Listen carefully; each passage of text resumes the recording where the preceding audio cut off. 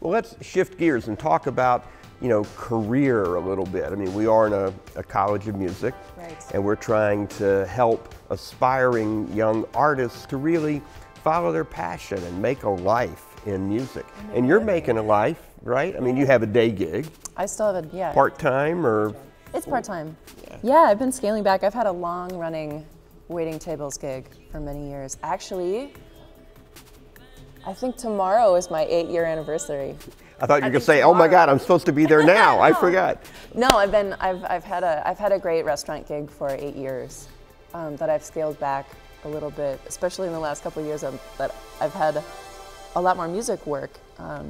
And career-wise, I'm actually doing my taxes right now. My appointment's tomorrow, but I've been crunching numbers for the last couple of days, and my income is finally neck and neck as far as the two go, which is cool.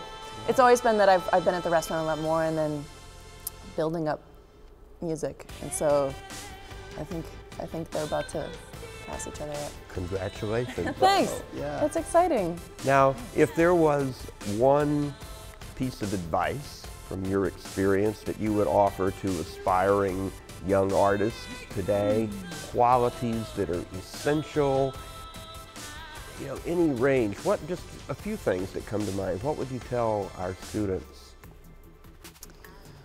I would say, one, don't worry about it so much. Don't stress out about how you're gonna make it happen, or are people gonna like it, or I've found I've done that a lot in especially over the last 10 years that I've been performing and writing music, finding myself having a lot of anxiety about how do I do this? How do I push this giant boulder up this hill to do what I want to do more than anything? And I would say, don't worry about it so much. Enjoy the process, which is easier to say than it is to do, I think. I think that's a great point. That's really good advice, because people don't hear that very much, and it's really important. Yeah, in a Zen kind of way. Yeah. If you're singing backup gigs or waiting tables, but you still no matter how your process is occurring, it's like, don't worry about it. It's gonna be fine. It's not the gear, it's not where you're at. You could make your best song with a couple of pencils on a desktop and a laptop recorder and some like pennies. It doesn't matter what you're using. It comes from you. It comes from your ideas. You could have a 4-track, you could have incredibly amazing, expensive, state-of-the-art equipment. It doesn't matter, it comes from you. And music isn't something, and I'm also like, I'm reciting the advice that I've heard, but music isn't something that you need to blow up yourself. You just have to do it. It all comes from you. I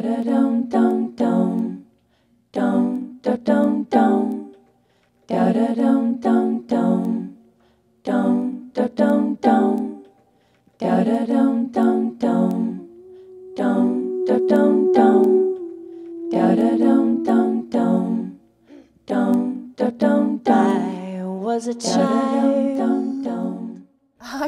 I'm still kind of looking for my own way and my own most relaxed, aligned voice.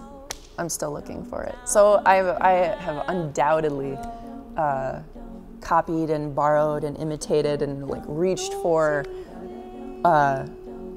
what appears to be other people getting it. Like, you know, like that's working for them.